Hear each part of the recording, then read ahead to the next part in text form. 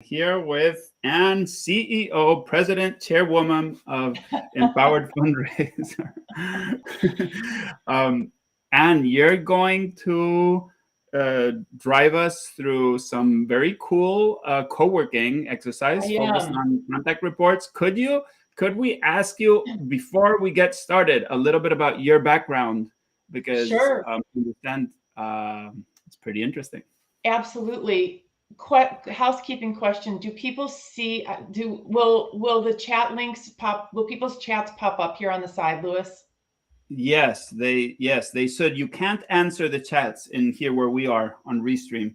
That's cool. So you have to go into LinkedIn to answer. But yes, you can Cool, address but them. we I can can put see them what on they the screen. say. Okay.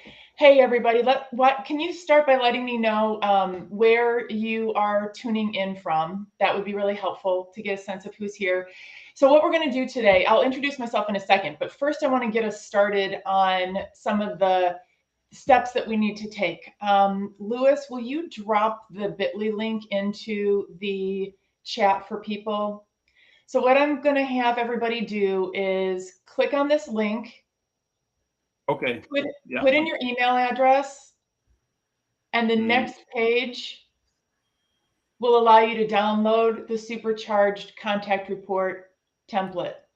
Okay, I'm Emily. Who else? Oh, San Diego. We have West Coast people. This is amazing. Yay! Christina. Good morning, West Coast people. I'm here. I'm in Oregon, so it's nice to maybe have coffee with you. I haven't moved on to lunch like our East Coast friends yet. The tentacles of the donor participation project are extending. Let me see. I just posted. I don't know if it will be an actual clickable link for people, but you can copy and paste it. It's a redirect to Anne's website where the resource is on there. Yeah. So you'll put in your email. You'll pull down. Hi, Jan. How are you? You'll pull down the supercharged contact report, which is a fillable PDF. Yep. And I don't know if people. Sorry. Just housekeeping. No. If you don't get the Anne's template, ask in the chat again. I'll repost it. I just don't know new people. Yeah, reposted it. Yes, cool. You shouldn't have any trouble. I've double, quadruple checked it, but you never know with automations. So what we're going to do today is you're going to have your supercharged contact report template in front of you. And a co-working session, the point of a co-working session is that we literally co-work. So I will be working on mine while you are working on yours. So we'll stay on camera. Well, Louis and I will stay on camera, and we'll give you like, I don't know, 3 awkward minutes to work on a section of the contact report. And I've been participating in co-working sessions for a little while and have found them to be really, really helpful. And the reason why this has come up is particularly in the work from home era. It's very common. I don't know if anybody here can relate to this, but you start browsing, you get up and you walk away, you maybe do a little laundry, and that turns into another thing and then another thing when you have really kind of detail-oriented and maybe even a little bit boring work to do. So co-working sessions are meant to hold all of us accountable, and for me, the host, and Louis, to hold space for you to actually get the work done. So that is what a co-working session is. It works particularly well for the personality type of a lot of development officers where we're trying to do all the things all at once. It also works really well. Escondido. Hi, Ken. So good to see you. More California, more West Coast. Yay. It also works really well for neurodivergent folks. So it's part of the reason why co-working has become so popular. And anyway, I'm a big fan. So go to the bit.ly link, put your email address in, grab the resource. It'll pop up. And if you could let me know when you have it with a little chat, that would be excellent. Awesome. And if you like co-working as a concept, as with lots of things with the Donor Participation Project, we're learning and is bringing this from TikTok to us. And if you like it, just send us a reaction, share it with people just have some activity on LinkedIn so we know that it's really something that has legs. Yeah. Because that will be helpful. And thank you, Anne, for doing this. We can definitely keep keep doing this. It's very helpful for me to run these sessions because I actually get my stuff done too. All right, so I'm going to talk for a couple minutes about why I created this tool. And, it's interesting because sometimes it feels very rudimentary to go back to the basics on some of the most basic things that we do every day. And that's part of the reason why I wanted to create this template, is to kind of, cajole us into going back to the basics. And, after 25 years in higher ed, I have seen so many contact reports that just aren't useful enough, whether it's because of staff turnover, or a partnership with a gift planning colleague, or you have 200 people in your portfolio and you simply can't keep all these details straight. We need to have them recorded, right? And it's specific details that we need to record. We can leave a lot out when we focus on the things that we need to know the most. And what I have found over time is that when folks use this template, it begins to retrain their brain about what they're actually listening for in meetings. And sometimes it's because you're going to have to fill out the template after the meeting, right? And so if you don't know the assets with which someone is going to fund their gift, you're going to have a big blank in your template. So you start thinking a little bit differently about the questions that you're asking and what you're really leaning into when you're listening in your donor visits. Hey, Ann. Yeah. I know you're very tuned to this. What's happening with like the power dynamic where everybody has to slave away at contact reports, but the VP and the president get to say, had coffee, full stop?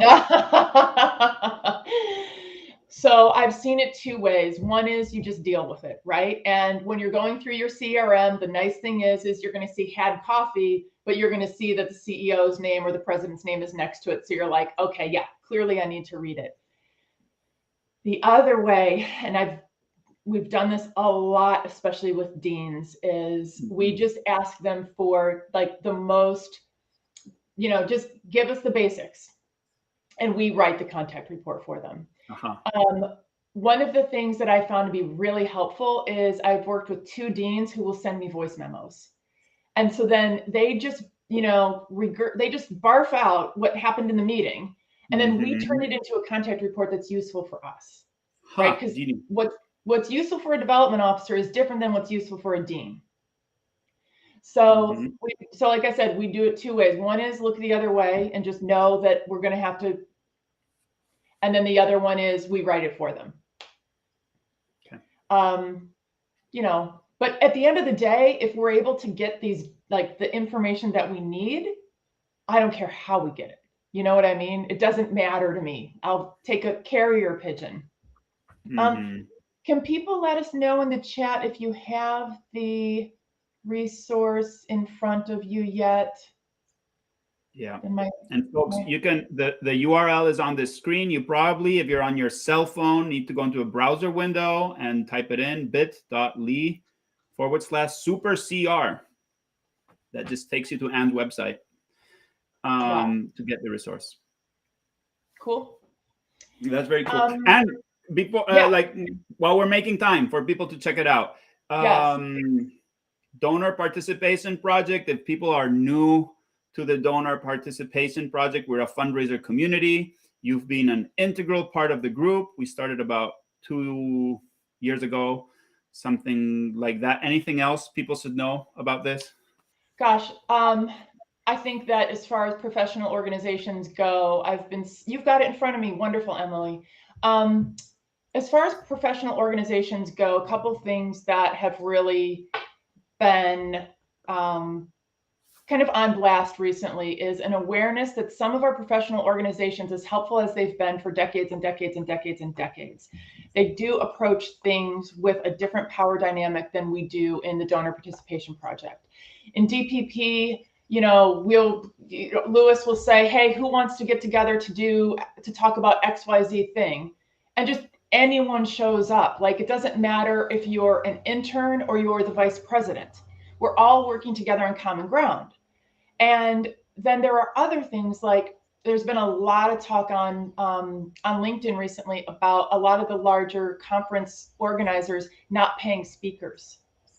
And one of the things that we were really thoughtful about in the first conference, Louis, was we are paying all the speakers. We don't have a ton of money, but everybody is getting paid value. They're getting value for the value they provide. So there's what I like about DPP is they're just a different approach to the ever-present power dynamics in our industry. That's why I'm a fan. We're a fan of you. Thank you, Anne. All right. Let's see. So Emily's got it in front of her. That means that probably other people do. I have the garbage. Emily, Allison, Jayanne, they all have it. If anybody else, Christina, I don't know if you're still around, but if you are, go head over and get it. I'm going to start working on this. So while we will dive in like 1 second, we just want to have a few more people let us know they have it in front of them. While I'm here, but I want to share with you all that today is my very last day of this chapter of my career in higher education. So amazing. You're amazing. Yeah, so I've been working on this plan for a little while, and I knew that, okay, you got it. Good. I knew that there was going to come a day where I wanted to just try the next chapter.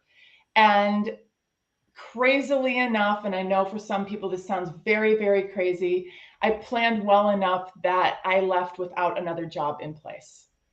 And the reason that I did this is because I want the time to consider how I can best pour back into our industry, because I've had like the benefit of all this experience, and I've had mentors and all of the learning that I've done, and I want to pour it back into the industry. So one of the ways that I'm doing that, sending hands of encouragement, thank you. So one of the ways that I'm doing that is by working with Louis on things like this, but also, and my company's called Empowered Fundraiser. You can find it at empoweredfundraiser.com. Please check it out. And I'm also launching a course, and I'll talk about it later on, because I really want you all to know kind of where my head's at on trying to help our industry get even better than it is. And I'd love to invite you to take the course with me. All right, so here we are with our supercharge contact report in front of us. Louis, can you talk for a second? Because I got to get mine up. Okay. Here. Yeah. So things that happened with contact reports, it's hard to fill them in. You batch them. So you say, oh, I'll fill them out at the end of the quarter or whenever. And that's an issue that a session like today can help you get over. So, and do you recommend that people try to set these up like internally? Like, let's have a co-working session on contact reports, with the major gift officers. Is that something you'd recommend? So, or is it better when it's with people outside your organization? I think, it could even be just with a friend. I mean, I think it works, whatever like flows with your life, I think is really good. We've done them as a group internally when it was clear that people weren't opening their proposals, because everybody had a different approach to when they opened the proposal. And so we did it as a group to say, okay, how far are you in the gift conversation? Okay, that's a proposal. So I've done it for proposals. I haven't done it for contact reports because, I didn't even know about co-working. That's why. Congrats, Sam. Oh, thank you, Ken. All right, so you've got the supercharge contact report in front of you. And as you can see, it's a fillable report, and it's a fillable document. And the first question, what we do here is we work through a couple of different questions that can come from either one meeting, or like if it's a discovery meeting, or if you're in a situation where you've inherited a donor who was inherited by somebody else, who was inherited by somebody else. It's sometimes nice to do a summary contact report where you can bring all of this goodness into one nice, neat, clean, and organized contact report. So if you don't have a visit in mind right now, consider somebody who we've got lots of information about them, but it's all over the place, okay? So these are the things that I've determined to be like the most important things we have to know about our donors in order to be able to move forward quickly. My goal is always, the contact report should not be the work, right? The work is the next step with the donor. So we want to get this piece of effort done as easily as possible. And we want to not include a bunch of blah, blah, blah. So our first question is, who are the most important or influential people in the donors' lives? And the reason why I want to talk about that is I want to know if we actually have the right people in the room. So a lot of times we're talking to who we think is the donor, but we're not talking to the decision maker, or we're not talking to the gatekeeper. So here we want to know who are the most important or influential people in the donor's life. It could be, like, let's say you're working for a social, like, let's say you work at the Boys and Girls Club. It could have been a counselor that was the most important person in their life, you know, or in their time in that program. It could be people from their nuclear family. It could be people who they don't get along with in their nuclear family who are important to them. That's really good information to have too. We want to know, are the organizational leaders important to them? Like, do they care about who the president is? And I have a great story about, I Skyped with somebody's dog. Pets are important too. So even though we don't want to include everything but the kitchen sink in our contact reports, pets are an example of what could seem like a, tangential piece of information that's actually really important. If a pet is someone's child, we have to put it in the contact report. So that's number one. Now I'm going to give you, let's see, I'm going to give us, I'm going to set a timer. I'm just going to give you 2 minutes, because remember, this is not Shakespeare. This is just getting it out on a piece of paper. So let's write down who are the most important people in the donor's life.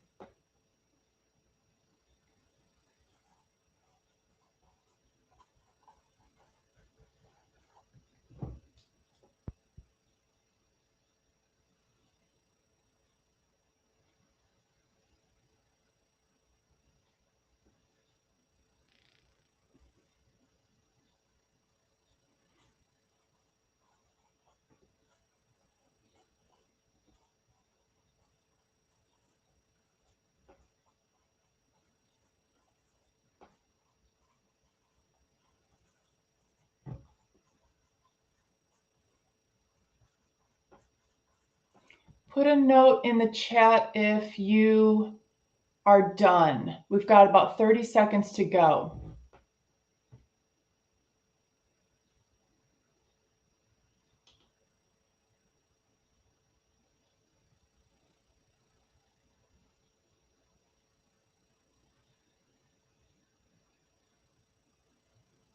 Ten seconds.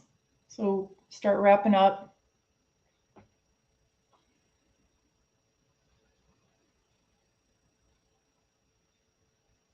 All righty. So you should have a good set of information about the most important or influential people in the donor's life. I'm just going to rattle off a few things that came up for me when I sat down and reflected on this donor that I'm working with. The late father was incredibly influential. And in fact, he's the one who set up the giving guidelines that the whole family's trying to figure out. You're done. Good, Ken. The whole family's trying to figure out how to do what dad wanted them to do. They had an advisor on campus who they felt, misguided them.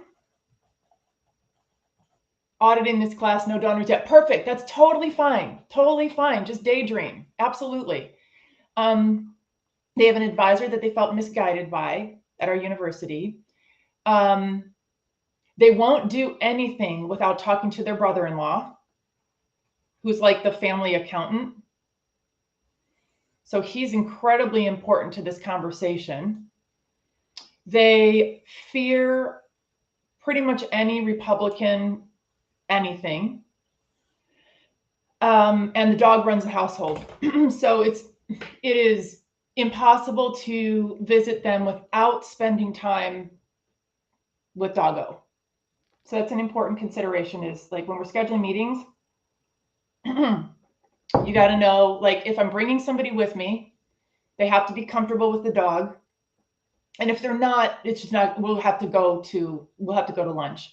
And everybody has to be comfortable that we're going to spend a lot of time talking about the dog, comparing dog stories. Like, that's just part of the logistics of a visit. So those are some of the things that came up as I thought about the most important and influential people in the donor's life.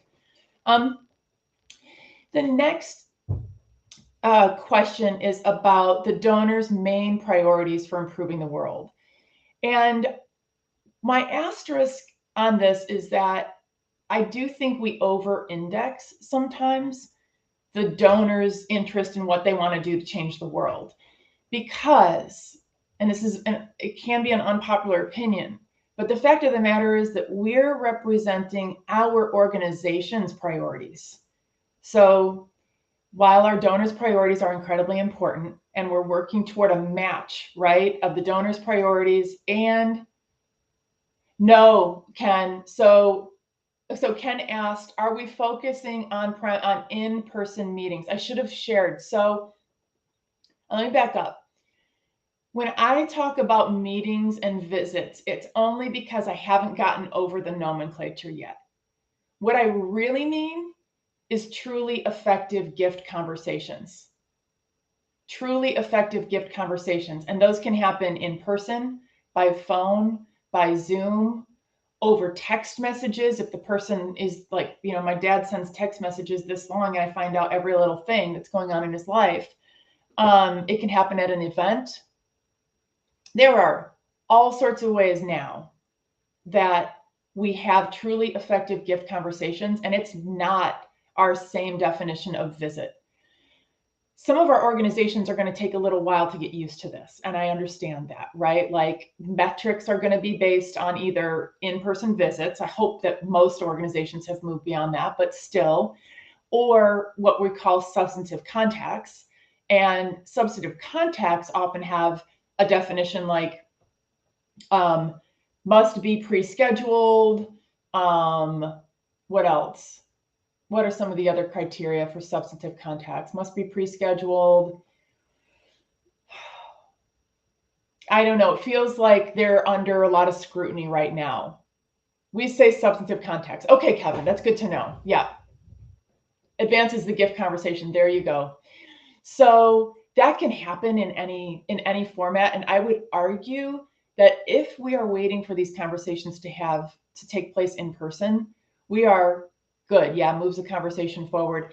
We are really shooting ourselves in the foot. But I'm guessing I'm preaching to the choir on that. So yes, Ken, to answer your question, the venue doesn't matter.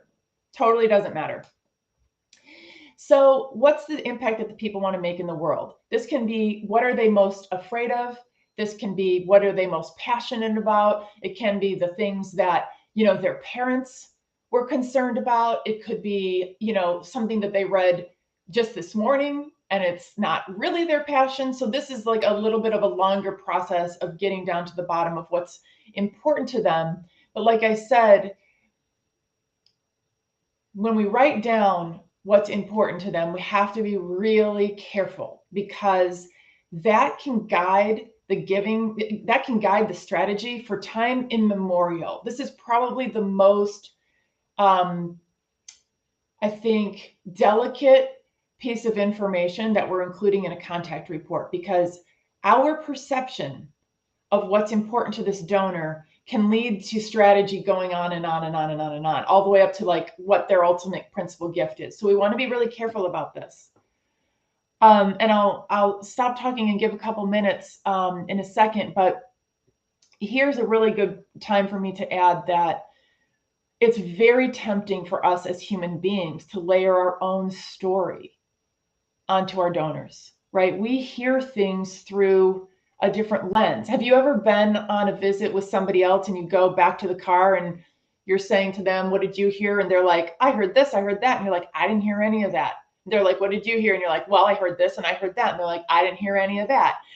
And that's a really good thing, of course, right? We want to be able to see things through different lenses, but it's really important when we write down this little nugget of information that we not layer our own stuff onto it. I think it's really easy to do. Like, I'll give you an example with me. I am way more likely to hear the person's interest in social justice than I am likely to hear their thoughts about geopolitics.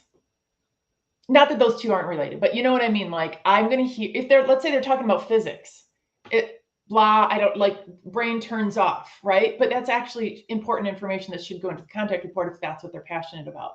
But what I will hear is their social justice, interest. So let's take a minute to jot down notes on the person's passions, their purpose. What's the impact that they want to make in the world? I'll give us 2 minutes.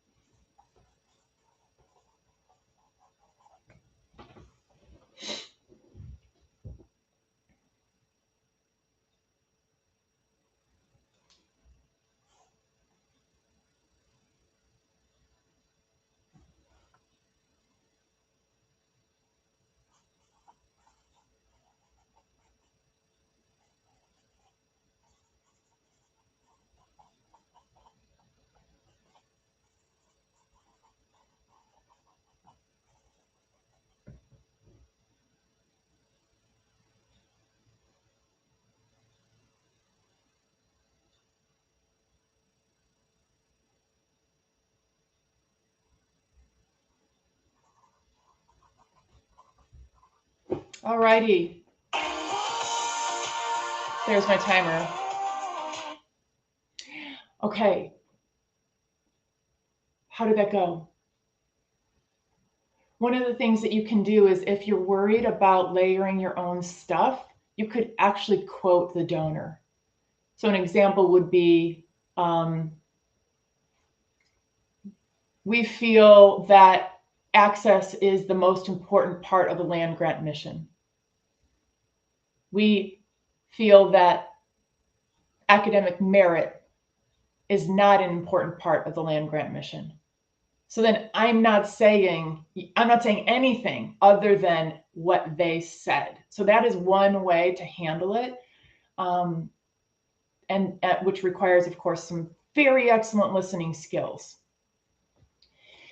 The next one is actually really easy, so I'm going to dive right into it. But sometimes we forget that we must know this information. Do they have advisors? Do they have financial advisors? Do they have legal advisors? This is a piece of information that I would say I see in like 5% of contact reports, but it's so incredibly important. And I'll share one of the reasons why I really want folks to focus on this. We all want to have happy, healthy, and long careers in development. it's really important for us, just as human beings, to document that we are not working with the individual like willy-nilly, that we are working with them in a professional manner with professionals involved.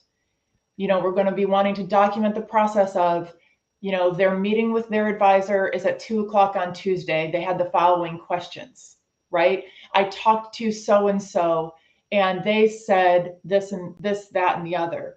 We really want to know very early on in the gift conversation who those advisors are, how close they are. Sometimes we find out that the donor is going to work with an advisor for the very first time because of our gift conversation, and we may need to prep them and their advisor. We may need to send them with a packet. So really important during those conversations to ask, are you working with a legal or financial advisor? And also, next step would be, should we bring them into the gift conversation? It's a really good idea, especially if you're working with gift planning, to make that connection as early in the game as possible. So I'll give us 2 minutes to talk about, 2 minutes well, you know what? I'm just going to give us 1 minute because we don't need that much time to jot down some notes about the person's advisor. And if this jogs your memory that you don't yet know that, that's a really good prompt. That might be your biggest takeaway of the day, is find out about your donors' financial and legal advisors.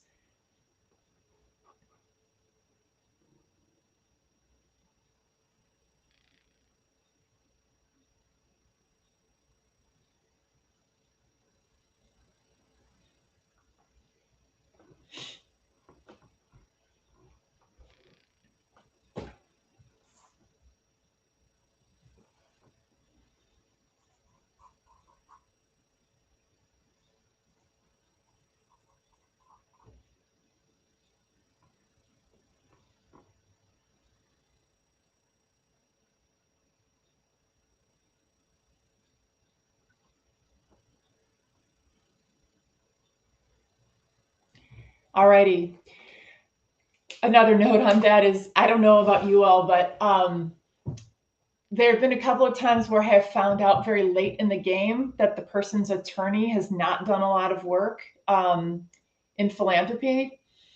And so when they review it's a template, right, of our legal documents, they have a million questions, but it's a template. We don't modify it, because an attorney is, new to this and doesn't like some of the language.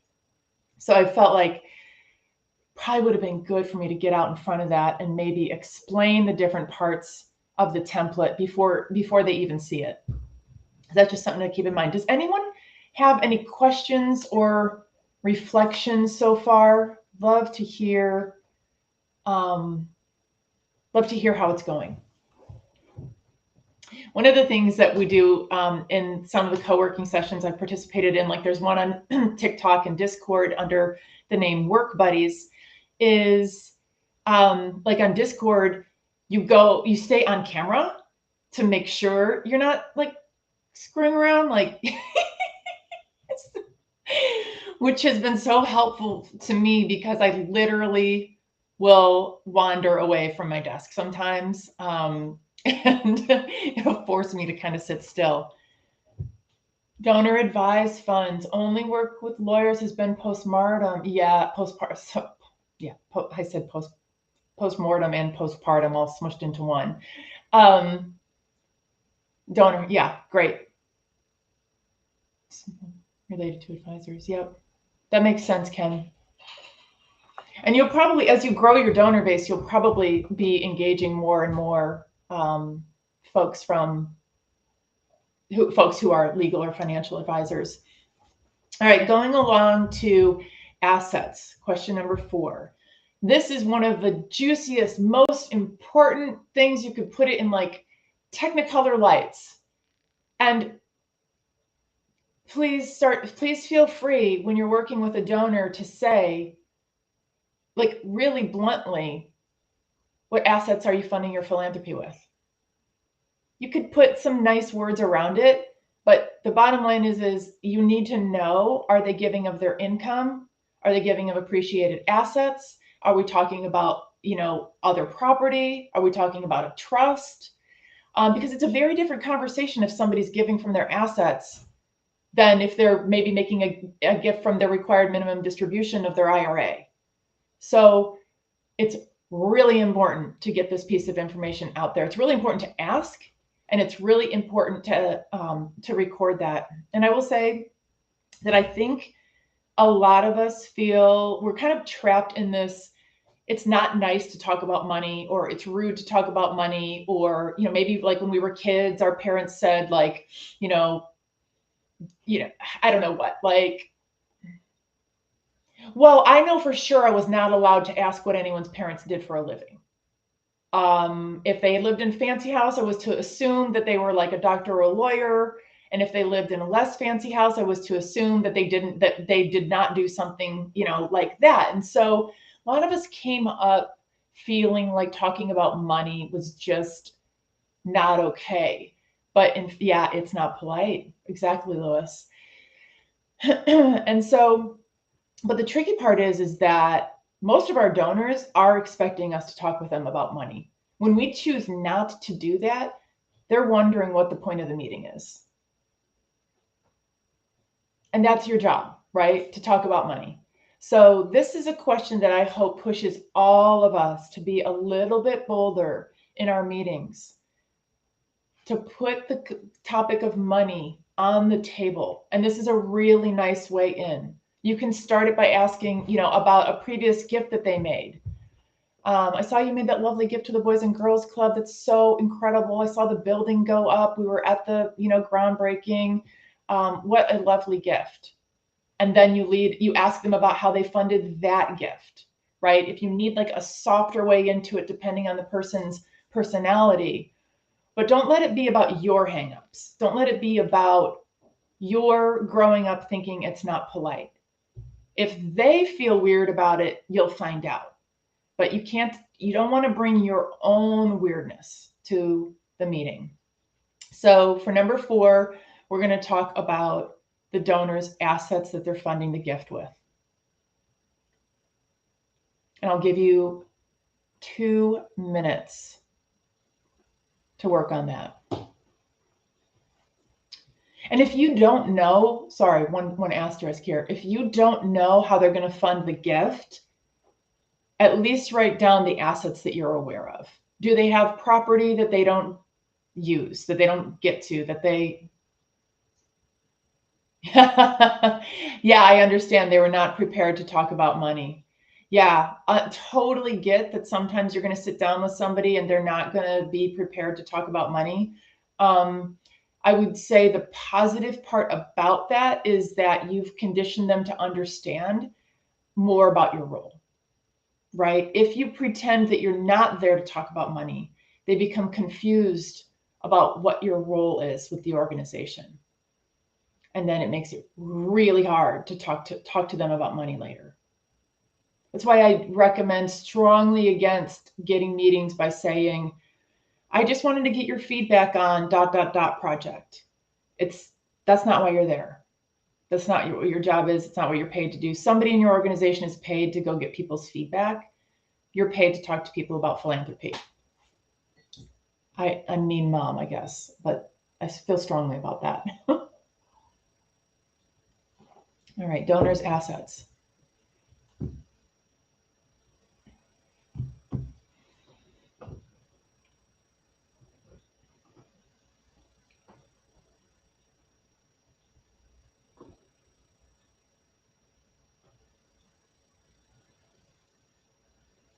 All right, you've got about 15 seconds.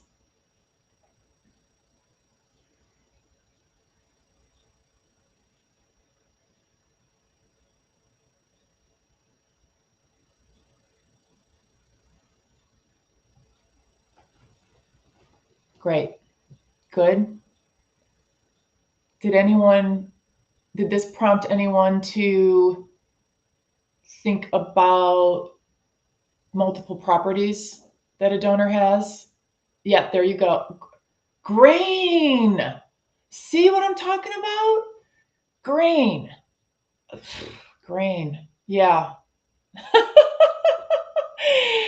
gosh, we work with the most interesting people. If it weren't for these jobs, like maybe Ken, you would know people who have lots of grain in your personal life, but I certainly don't. But I would meet somebody through my job. Okay, Catholic farmers in the Midwest, grain. Yeah. So I mean, selling a commodity, generating income. I don't know how grain would work into philanthropy, but there's got to be some. Maybe research. Maybe I don't know. I don't know how. I don't know. Is it like any other asset that can be sold and then I don't know. Anyway, but that's cool. Sorry, I got a little sidetracked on that. So we're coming into the home stretch. The last piece that I have that I think is so important to include in a contact report are people's communication preferences. And sometimes this is tricky because as development officers, sometimes we want to be like the magical one who can get a hold of the person. So, they're not answering other people's emails, but we have their phone number when we're on a regular texting basis with them, or we DM with them in LinkedIn all the time, but nobody else can schedule a meeting with them, to visit with the president. So this is going to include, giving up some of that gold and sharing it with the organization. And I would encourage you to lean into this in part because I think what I've seen over the last 25 years is we do have a tendency, some development officers have a tendency to kind of not trust what will be done with that information. And I totally get that and want to honor that and respect it. That said, we have to be really careful about how far we take that. That's how we end up, they ship grain to a broker who, okay, that's so cool, Ken. Okay, good to know. Perfect. Grain brokers. So we want to be careful about the information that we're keeping to ourselves, the gold that we're keeping to ourselves, because there's a time and place for being circumspect, of course. But on the whole, that information is not ours. The information belongs to the organization. This work product is what we are paid to provide. So not sharing something is I don't want to say unethical, but there's something that's not quite right about not including information in the contact report, including communication preferences. So take a minute and think about how does this person like to be communicated with? And then you can also harken back to the first question about, who's important in their lives. How do those people like to be communicated with? I like to make a note in this section of, are they a reader? Right? Are they the kind of people who get our magazine and put it on their coffee table and revisit it, over the course of a few weeks? Are they the kind of people who religiously answer their email? Or are they the kind of people who will answer their email and not respond? Including information like that in there can be really, really helpful. It's kind of like, throwing your colleagues a bone sometimes so that they can actually get a hold of the person. And I'll give you a couple minutes to jot some notes on that.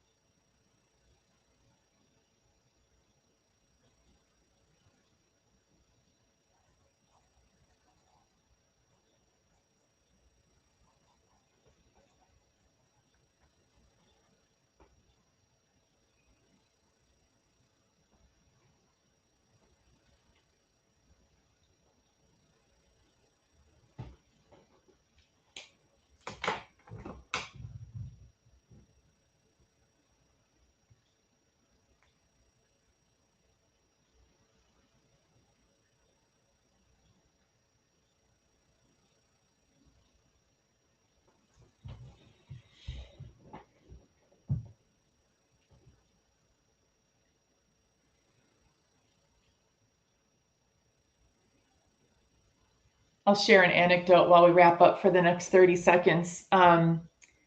We have really, really thin walls at my office, and my colleague has a donor who, like, any phone call is a solid 45 minutes. Like, that's it. There's no short call. There's no, I mean, it's going to be 45 minutes, and the person is hard of hearing. So my colleague is legitimately yelling. And what's been really helpful is, like, she'll tell me, okay, I have to talk to so-and-so, later on today. And I will then move my laptop into a conference room for like an hour. But that's the kind of thing that, we don't want to get too precious in our contact reports.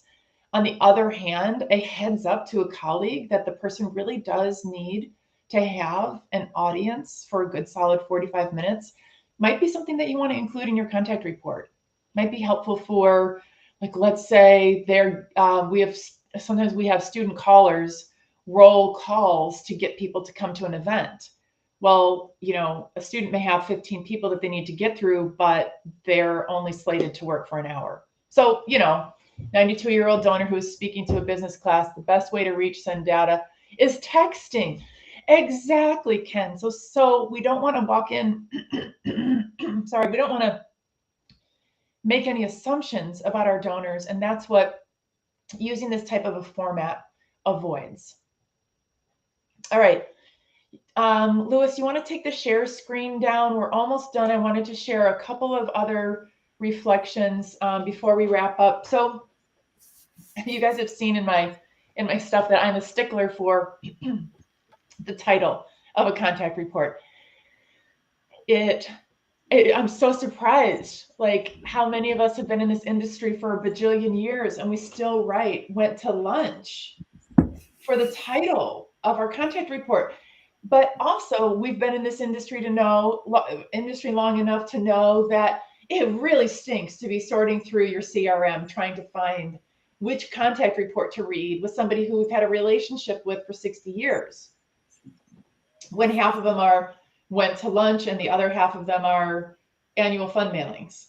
So using a really good subject line is a gift, and I highly recommend it. And I usually get pretty specific, like scholarship gift in FY23 for students in chemistry, like something really helpful, because none of us have time anymore to be looking through like just a whole bunch of contact reports. And it also helps you stay focused. Okay, I also think that it's helpful for all of us to develop a rhythm. So I always begin my contact reports with Murphy and whoever met with so-and-so at location, or visited with so-and-so over the phone, or had a side conversation at event, or had a significant text exchange which included blah, blah. The purpose of the meeting was blah, blah, blah. Like, assess interest in an estate gift, follow up on interest in supporting XYZ priority, solicit for ABC programs, because then like, somebody knows, do I even need to continue reading this contact report? And it also, again, helps retrain your brain. We're not there to chitty chat. We're just not. We're there to talk about money. So I know that sounds harsh. I'm being harsh on purpose, but stating up front why you're there is important. Mm-hmm. And then in the body of it, we include the sections above, and then we always have our action items, right? Always, always, always. I had this one colleague who told me he just really wasn't into writing action items down. And I was like, whoa, that must be like a very special place of privilege to not need to write down action items. But it's really important to have action items there. Like, if you get run over by a bus, or if you, like me, decide to leave your job, all of my contact reports have action items. Everyone knows exactly what they're supposed to do. So action items are really good, and you're never going to be able to remember. Like, if you had 5 donors, you would remember your to-do list. But you don't. You probably have, I'm guessing everyone on this call has at least 80, probably more like 120, maybe even 180, maybe 200. So you're going to need to be able to go back to your action items. Louis, talk to me. Beautiful. I've learned so much, and I like your comment about just be clear about what the meeting's about. I got that feedback also myself now that, after I left my job, like they said, somebody told me, Louis, like people don't know what they should hire you for. And it's the same thing. I was just showing up. So, yes, I'm a consultant. On that side of things. When I feel when I was a gift officer, it was a little bit easier because it was in the title, but I know lots of people are transitioning to philanthropic advisor type of roles. So just, I think people will have to navigate that, but we deserve the gift of, donors deserve the gift of clarity from us, right? Yes. Donors deserve the gift of clarity. Our little brains deserve clarity, right? We cannot be walking around with, let's see, about 15 years ago, my therapist told me that I had to stop remembering donors' phone numbers because I had been keeping people's, this was before, like, this 15 years ago. I had people's phone numbers in my head. Wow. Beautiful mind, but not good for you. Yeah, exactly. So people, I really, really, really, really hope you'll share some feedback with me and Louis on how this went for you. Any and all feedback. We have no pride of like having decided to do something a particular way. Very interested in your feedback. Louis, can I take a second to talk about Donor Visits 2.0? Oh my goodness, of course. Okay. Well, I'm going to lead into that, which is, Please. Folks, connect with Anne. She has a lot of really interesting courses, and as you can see today, everything about her is helpful. She'll tell you the hard stuff, but she'll be very gentle. It's amazing. She's amazing. So yes, if you liked this co-working concept for our DPP programming, the way we find out about it is when you actually type a comment. Hey, I liked it. Let's do it again. Or you click on all those little likey buttons. So Anne, take it away. I'm excited to hear about this. So this co-working session is part of what I've been learning about how adults learn these days, and so especially remotely, right? Like how our brains actually work when we're sitting, wherever we're sitting a million miles away from people, and we don't want to be Zoom zombies. I've launched a course called Donor Visits 2.0. I have a wait list going right now. On the wait list, if you get your name on the wait list, you'll get a $30 discount for the course fee, which is $159. It's priced extremely affordably because this is my beta course. You all will be part of my learning process, and I'm being totally transparent about that. I submitted a proposal to a university for, yeah, I got it. You can totally do contact reports. Bullet points. But I just submitted a proposal to a university charging each student $1,000. So I'm really, really, really happy to offer this to our DPP extended family because I want you all to have this information. I feel so good about it. And what the course is I call it Donor Visits 2.0, but spoiler alert, you just heard that I don't even really believe in visits anymore. I believe in effective gift conversations that move the philanthropic thought process forward. I talk about how to actually get visits versus the methodology that we all learned, right? Like depending on where you are in your career, at some point we were probably told you sit and you make phone calls all day, every day. Right? That's not the way that we're actually securing those gift conversations anymore. So I address that. How do we do that in today's day and age? I talk about, and we will come up with a cadence. We'll come up with a methodology that you can use. We talk about how to prepare yourself, the donor, and if you're bringing somebody with you, how to properly prepare for a donor visit so that when you arrive, there's no surprises. Everybody knows. Here's what we're going to talk about today. We're going to talk about philanthropy, and we're going to talk about the organization's priorities and how those two things mix together. So we'll create email templates as well as talking points that you will use with your donors and your partners to ensure that everybody is on the same page when we show up to the meeting. We'll talk about the very best questions to ask, and we will role play that. I have a curated list of the very best questions from 25 years in my career you can ask during your meeting to get the juiciest, best information so that you can fill out your supercharged contact report. We'll talk about how to do follow-up. that's based on, action. So how do you follow up with your organizational partner to get them to do the thing that they said they were going to do in front of the donor? Louis, I know you know what I'm talking about. And follow up with the donor also, so that they are doing the thing that they committed to. And also it creates accountability for yourself. And then finally, we will talk about how to scale your excellent one-on-one work to a large portfolio.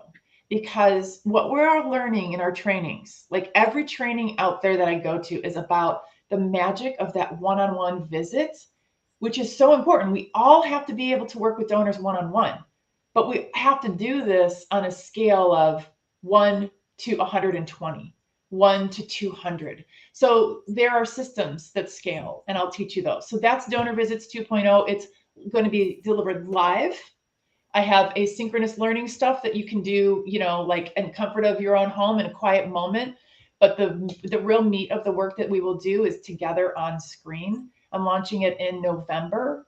If you're on the wait list, I'll be able to communicate with you the exact dates. And everybody on my wait list gets a $30 discount. And I can't wait to have you. I am relying on our friends and family to help me get this off the ground. I'm not just saying this because I appreciate and admire you, but I feel like this is a tremendous opportunity to get insights from somebody who has practiced major gift fundraising at a super high level, has thought critically about the profession, and is just amazing. And you're getting this right now just because she happens to be in transition. So it's kind of act now, because this will most probably not happen again. It won't happen again. So just wanted to share that, man. Any other questions before we go on? If you're new to the Donor Participation Project, we call it the DPP. I know it's ridiculous. Welcome, and we look forward to seeing you very soon. We have one of our lunch analysis sessions tomorrow, and that's my fire alarm. So I think we should take off. Bye, everybody. Thank you for coming.